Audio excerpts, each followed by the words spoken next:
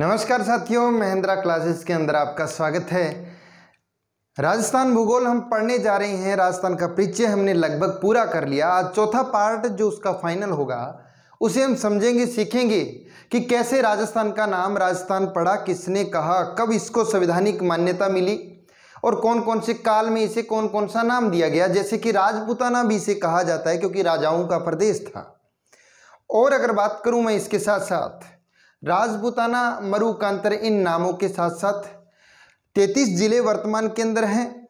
उन जिलों का क्रम कैसे रहा, क्या हमेशा से 33 थे या 33 अब जाकर के बने हैं, इसकी चर्चा हम करेंगे। ज़्यादा समय नहीं लेकर के शुरू करते हैं। चलिए, राजस्थान का नाम राजपूताना, लेकिन उससे पहले मैं 3 कालों की बात करूंगा। एक बात करेंगे हम प्राचीन काल,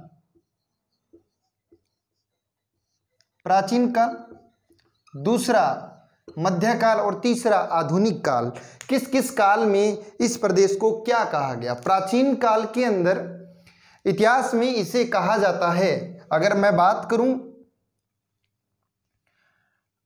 सबसे पहले हम वेद पढ़ते हैं, ऋग्वेद।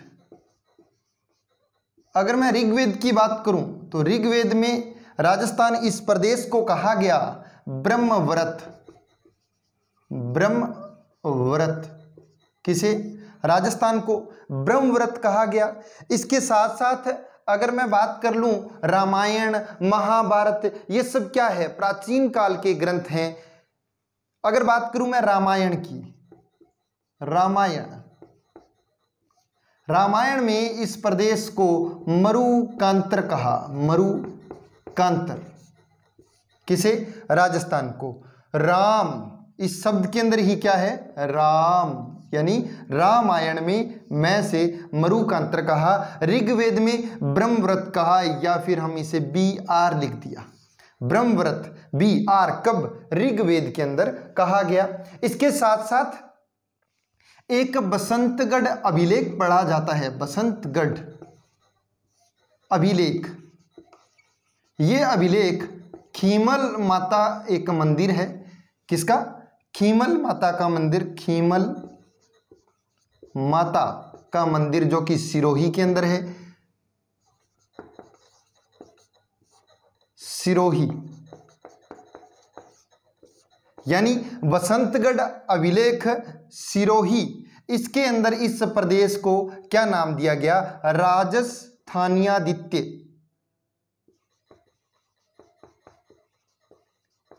द्वितीय, ये नाम इस अभिलेख के अंदर देखने को मिलता है। ये बात है प्राचीन काल की। प्राचीन काल में ऋग्वेद में ब्रह्मव्रत कहा, रामायण में मरुकांतर कहा, रामायण में से मरुकांतर। बसंतगढ़ अभिलेख जो कि खीमल माता के मंदिर में स्थित है सिरोही में, इसमें इसे राजस्थानादित्य कहा गया। ये बात थी प्राचीन काल की। अब बात करते हैं मध्यकाल में इस प्रदेश को क्या कहा? मध्यकाल। मध्यकाल में भी ग्रंथ थे, ख्यात थी। एक ख्यात पढ़ते हैं, नैणसीरी ख्यात। कौन सी? नैणसी री ख्यात, ये लिखी थी। और इसके साथ साथ एक राजरूपक पढ़ते हैं ग्रंथ, राजरूपक। राजरूपक लिखा था वीरभाणनी। वीरभाण, ये भी पूछ लिया जाता है कि राजरूपक किसका ग्रंथ है। और नैणसीरी ख्यात तो इसी नाम से है, मुहणोत नैणसी। मुहणोत नैणसी ने लिखा। ये मध्यकाल के ग्रंथ है दोनों, नैणसीरी ख्यात और उसके साथ साथ राजरूपक जो कि वीरभाण ने लिखा था। आरवी, रावी, रावी नदी भी पढ़ते हैं हम, रावी नदी पढ़ते हैं। ट्रिक की बात करूं तो, यानी राजरूपक के अंदर और जो कि वीरभाण ने लिखा, इन ग्रंथों के अंदर भी कहीं ना कहीं राजस्थान जैसे शब्दों का उल्लेख मिलता है। शब्दों का उल्लेख पाया जाता है किसके अंदर? नैणसीरी ख्यात और राजरूपक के अंदर। अगर मैं बात करूं उसके बाद आधुनिक काल की, यहां से प्रश्न उठता है। आधुनिक काल, आधुनिक काल से प्रश्न उठता है। प्रश्न कैसे उठता है कि सन 1800 में, सन 1800 में, 1800 ईस्वी में किसने राजपूताना कहा? इस प्रदेश को यह प्रश्न पूछा जाता है, किसने राजपूताना कहा? तो 1800 में जॉर्ज थॉमस ने, जॉर्ज थॉमस, ये अंग्रेज अधिकारी थे। जॉर्ज थॉमस ने इस प्रदेश को क्या नाम दिया? ये जो आज का हमारा हम टॉपिक दे रहे हैं, राजस्थान का नाम राजपूताना। तो राजपूताना कहा किसने? जॉर्ज थॉमस ने। लेकिन लिखा या कहा? जॉर्ज थॉमस ने राजपूताना कहा था, न कि लिखा था। इसके बाद इन्हीं का एक शिष्य था विलियम फ्रैंकलिन। कौन था? William Franklin. उसने 1805 में एक ग्रंथ लिखता है और उसके अंदर ये राजपूताना शब्द लिखता है, न कि बोलता है। बोला किसने? राजपूताना शब्द बोला इस प्रदेश को जॉर्ज थॉमस ने, और लिखा किसने? इन्हीं के एक चेले ने, शिष्य ने, विलियम फ्रैंकलिन ने। तो 1805 की बात करें, 1805 ईस्वी, विलियम फ्रैंकलिन की बात है। फ्रैंकलिन, विलियम फ्रैंकलिन ने इस प्रदेश को राजपूताना लिखा और एक ग्रंथ लिखा। कौन सा? विलियम फ्रैंकलिन ने ग्रंथ लिखा मिलिट्री मेमोयर्स,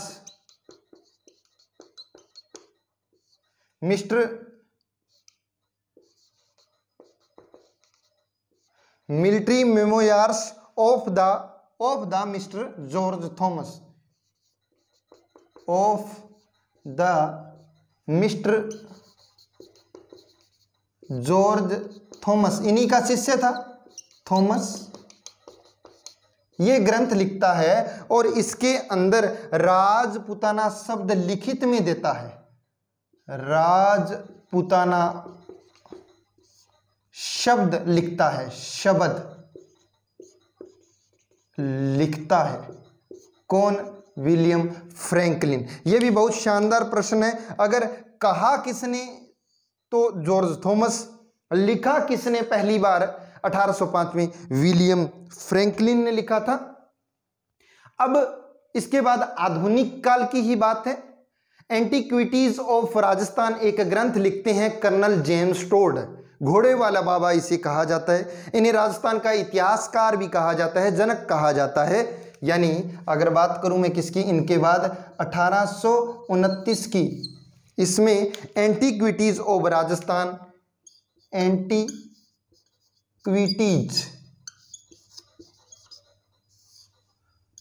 ऑफ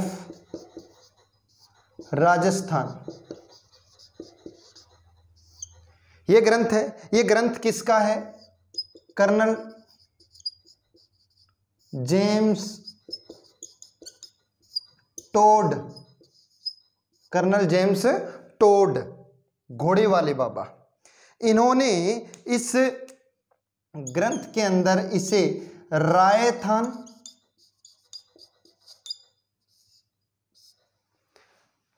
रायथान के साथ साथ इसे राजस्थान, रजवाड़ा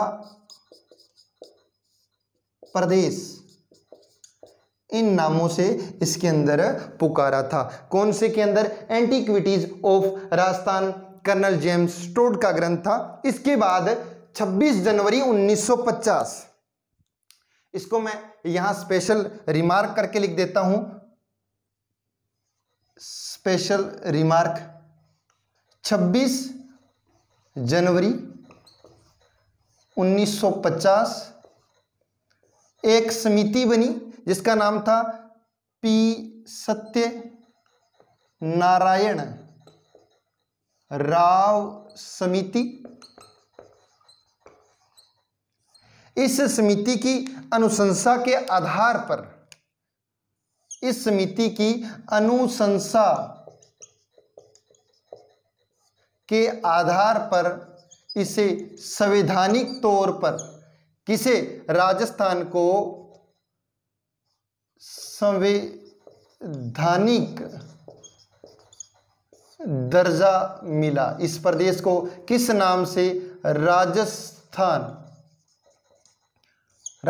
नाम से संवैधानिक दर्जा मिला, यानी उस दिन से हमारे इस प्रदेश का नाम राजस्थान रखा गया। ये थी बातें किसके बारे में कि कैसे राजपूताना, कैसे ब्रह्मव्रत, उसके बाद रामायण में मरु का अंतर, बसंतगढ़ अभिलेख में राजस्थानियादित्य मिलता है, उसके बाद मध्यकाल में नैणसीरी ख्यात पढ़ी जाती है, मोहनोत नैणसी ने लिखी, राजरूपक पढ़ी जाती है, वीर भाण ने लिखी। इसके अंदर राजस्थान का कहीं ना कहीं शब्द का उल्लेख मिलता है। आधुनिक काल की बात करें 1800 ईस्वी के अंदर जॉर्ज थॉमस ने इसे राजपूताना कहा। इनके शिष्य विलियम फ्रैंकलिन ने 1805 ईस्वी के अंदर इसे राजपूताना शब्द को लिखा और ग्रंथ का नाम था military memoirs of the mister George Thomas. उसके बाद 1829 में राजस्थान के इतिहास के जनक एंटीक्विटीज ऑफ राजस्थान नाम की एक किताब थी। इसके अंदर कर्नल जेम्स टोड ने इसे राजस्थान, राजस्थान, रजवाड़ा ऐसे प्रदेश के नाम से उल्लेखित किया और 26 जनवरी 1950 को पी सत्यनारायण राव समिति की अनुशंसा के आधार पर इसे संवैधानिक तौर पर राजस्थान नाम दिया गया। जी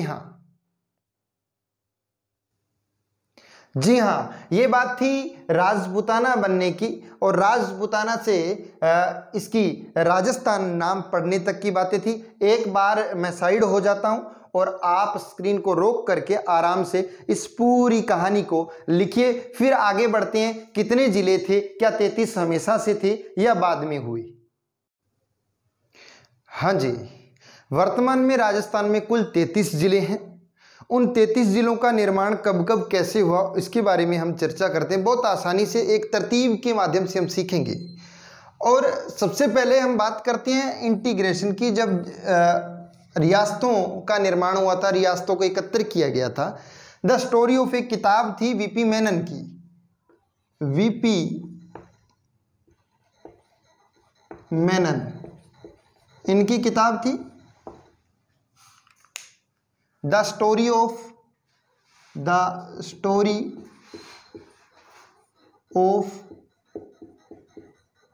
इंडियन इंटीग्रेशन, इस किताब में राजस्थान के बारे में जो वर्णन किया गया था उसमें कुल वीपी मेनन ने 23 क्षेत्रों का जिक्र किया था राजस्थान के।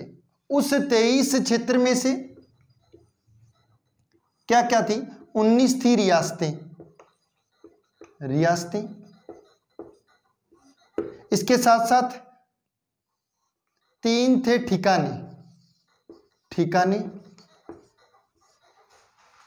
ठिकाने कौन कौन से थे? नकुल थे। नकुल कैसे? नकुल न से नीमराणा, कु से कुशलगढ़ और ल से लावा। लावा मोबाइल नहीं, लावा जगह थी। 3 थे ठिकाने और 1 थी केंद्र शासित प्रदेश। कुल कितने हुए? 19 और 3 22 और 1 23। इन 23 क्षेत्रों का वर्णन किया था वीपी मेनन ने the story of Indian integration नाम की उस किताब के अंदर। उसके बाद इन जो 19 रियासतें थी, इन रियासतों में से टोटल 14 तो तभी जिले बन गए थे। 19 रियासतों में से 14 जिले बने। 14 क्या बने? जिले बने। और आजादी के समय कुल कितने? 25 जिले थे। कितने बच गए? 11 जिले नवीन बने। 11 नए जिले बने। इन 11 के नाम बहुत आसान हैं कि कौन कौन से ये 11 जिले बने थे। एक मिनट, मार्कर चेंज करता हूं। 11 जिले जो बने थे इसके अंदर एक तो हमारा गंगानगर, कौन सा, SGNR शॉर्ट में लिखूंगा मैं, शॉर्ट नोट की क्लास है। एक तो बना गंगानगर, उसके साथ साथ चूरू, CHR चूरू, सीकर और झुंझुनू, 3 ये जिले बने थे। उसके साथ साथ NAG नागौर और पाली, 2 जिले ये बने थे। इन 3 के साथ 2 जिले नागौर पाली, एक जालोर और बाड़मेर, 2-2 के जोड़े बने थे जो पास पास हैं, जालोर और बाड़मेर बने थे। और इनके साथ साथ नीचे लिख देता हूं CHI से चित्तौड़, और चित्तौड़ के साथ साथ एक भीलवाड़ा। टोटल कितने हुए, 2 4 6 3 9 और 1 10। एक और बच गया, कौन सा, सवाई माधोपुर, उसको इसी में लिख देता हूं SGNR SMP, Sawai Madhopur SMPR, Sawai Madhopur. ये टोटल कितने, 11 जिले बने। और इन सभी को मिलाकर के कुल संख्या कितने जिलों की बनी, ये 25 जिले थे शुरू के अंदर। जो 3 ठिकाने थे, नीमराणा, कुशलगढ़ और लावा, इनमें से कोई जिला नहीं बना। और एक जो केंद्र शासित प्रदेश था उसे कहा जाता था अजमेर और मेरवाड़ा, अजमेर मेरवाड़ा, ये एक केंद्र शासित प्रदेश था जिसे शुरू के अंदर जिलों के अंदर शामिल नहीं किया गया। अब थोड़ी सी कुछ एक अलग बात करते हैं, 1 मिनट लगेगा लेकिन समझने में बहुत आनंद आएगा। इसके बाद क्या होता है कि 7 अप्रैल 1949 इसमें मुख्यमंत्री का पद यानी चीफ मिनिस्टर का पद बनता है, अस्तित्व में आता है। और इस वक्त जिले कितने थे, 25 जिले थे। कौन से 25 जिले, जो हमने 14 जिले रियासतों से और उसके बाद 11 जिले इन्हीं क्षेत्रों से, यानी इन 23 जिलों से जो 11 जिले ये और 14 जो पहले से बनी हुई रियासतें थी, जैसे अलवर हुआ, जयपुर हुआ, भरतपुर हुआ, ये सारे के सारे ऐसे। तो ये कुल कितने, 25 जिले बने। कब, जब 7 अप्रैल 1949 को सीएम का पद, मुख्यमंत्री का पद बनता है। उसके बाद 1952 की बात करूं मैं, 1952 में टीकाराम पालीवाल इसके मुख्यमंत्री बनते हैं। पहले पालीवाल इसके सीएम बनते हैं। इस वक्त कितने जिले हैं, 25 जिले हैं। और 1 नवंबर 1956 को अजमेर भी इसमें अजमेर मिला दिया। और 26वां क्यों, 25 जिले पहले थे और 26वां जिला कौन सा बना भाई, अजमेर बना। अजमेर मिला दिया गया और 26वां जिला इसे घोषित किया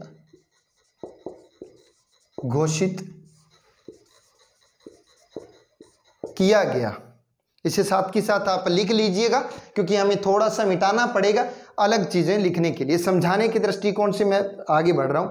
1 नवंबर 1956 को अजमेर मिला दिया गया। और कौन सा भाई, 25 एक थे और अब ये 26वां जिला तो बन गया। उसके बाद अब बात आ जाती है 1962 की, 1962। और तब तक आपको बता दूं 26 तो कुल जिले थे और इसके साथ साथ 5 संभाग थे। संभाग कितने थे, 5 संभाग थे। 1962 को मोहनलाल सुखाड़िया सीएम थे, मोहनलाल सुखाड़िया। इन्होंने क्या किया, इन्होंने संभागीय जो 5 संभाग थे, अब ये कहते हैं आगे से और संभाग नहीं बनेंगे। मतलब क्या हुआ, संभागीय व्यवस्था को बंद कर दिया। किसने, मोहनलाल सुखाड़िया ने 1962 में संभागीय व्यवस्था बंद कर दिया गया।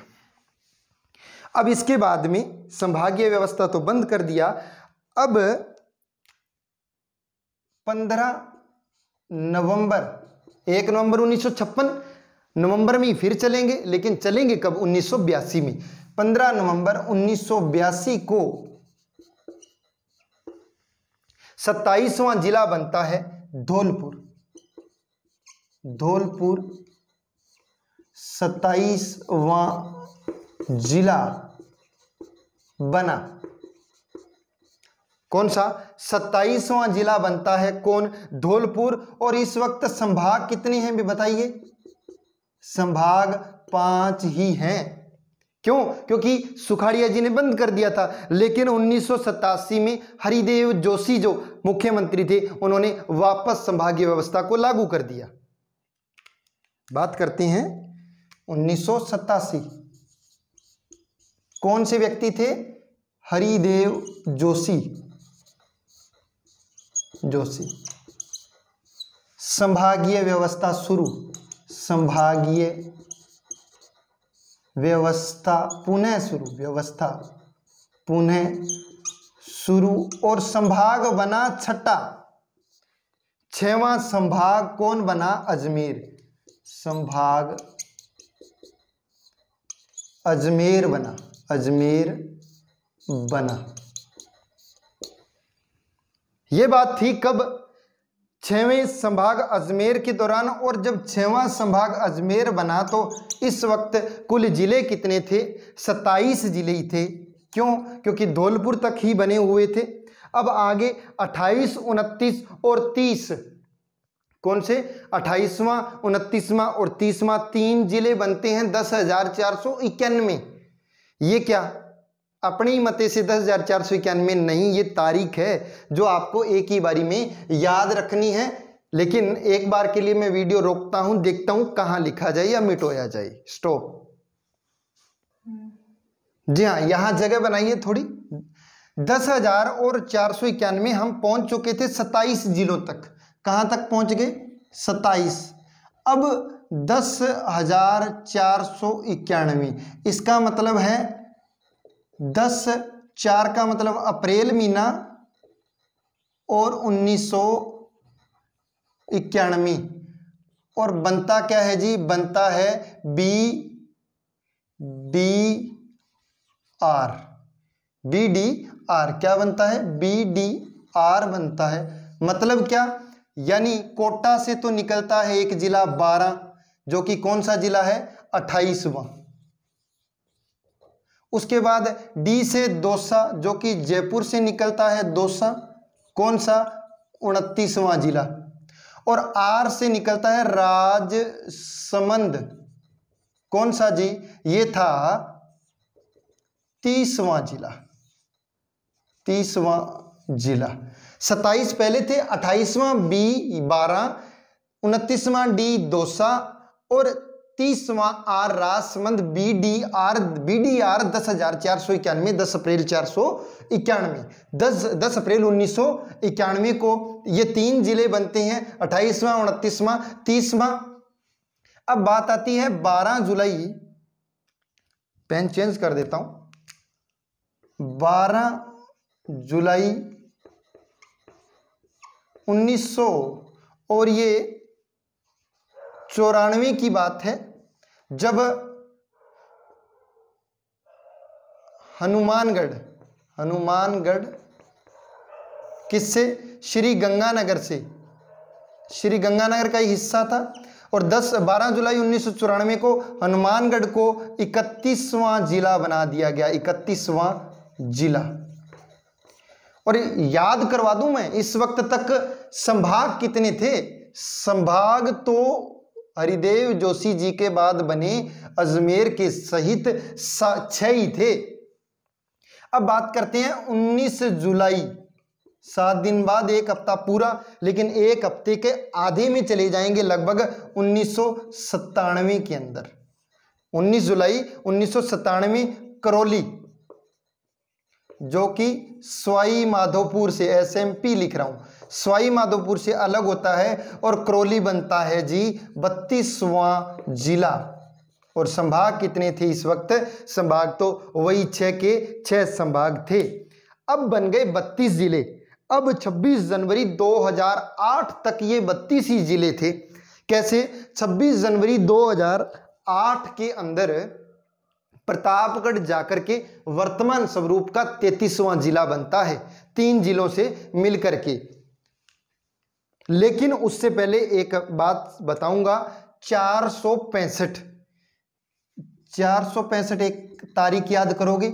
ये बड़ी तरीके बता रहे हो सर आप। जी हाँ, ये सिंपल तरीके, ट्रिक की 2 ही तरीके हैं। या तो ट्रिक आप अपने दिमाग से बनाओ, अन्यथा आप जो ट्रिक है वो अंग्रेजी के अक्षरों और अंकों के सहित बनाओ। 4 जून 465 का मतलब छठा महीना, 4 जून 5 का मतलब 2005 में भरतपुर 7वां संभाग बनता है। भरतपुर, धौलपुर, करौली, सवाई माधोपुर, इन 4 जिलों को मिलाकर के 7वां संभाग बना कौन है? भरतपुर बनता है। वापस आ गए हम जिलों की ओर। कुल 32 जिले बने हुए हैं। अब 33वां जिला प्रतापगढ़। ये 33वां जिला कब?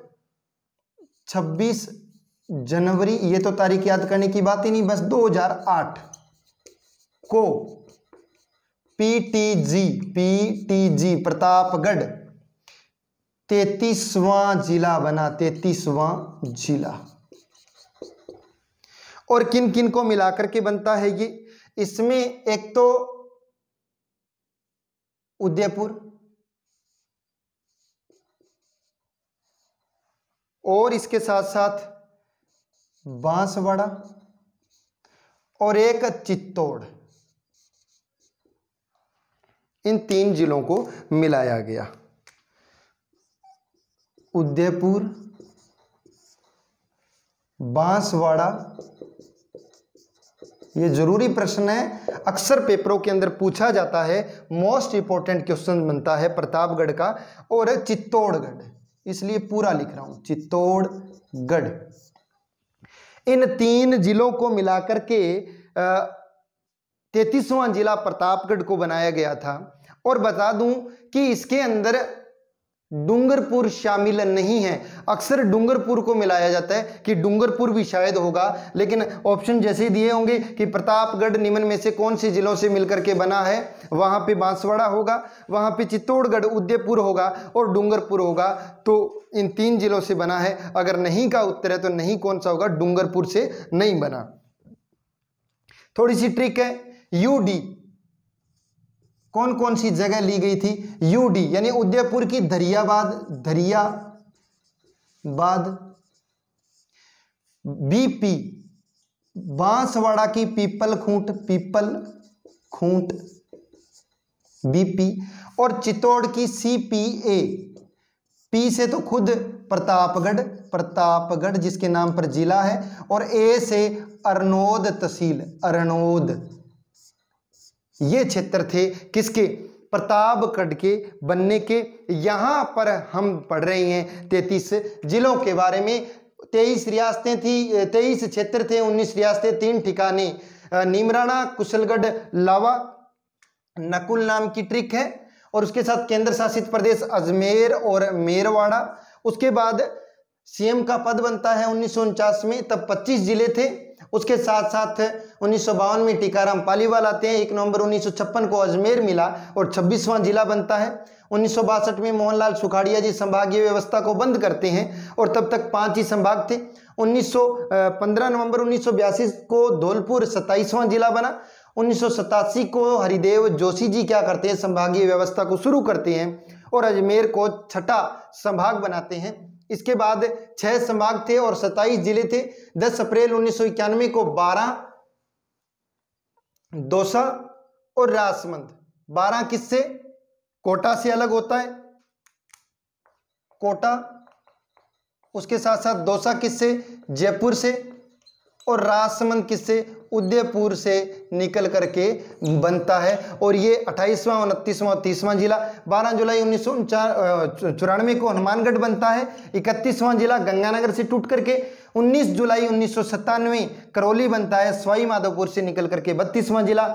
4 जून 2005 को भरतपुर 7वां संभाग बनता है। 26 जनवरी 2008 को प्रतापगढ़ वर्तमान का 33वां जिला बनता है। इसमें उदयपुर, बांसवाड़ा और चित्तौड़गढ़ 3 जिलों का नाम शामिल है, जिससे रियासत क्षेत्रों को लिया गया था। उदयपुर से यूडी यानी उदयपुर का दरियाबाद, बांसवाड़ा की बीपी बढ़ जाती है, बीपी बांसवाड़ा से पीपलखूंट, और सीपीए चित्तौड़ से प्रतापगढ़ खुद, और ए से अरनोद।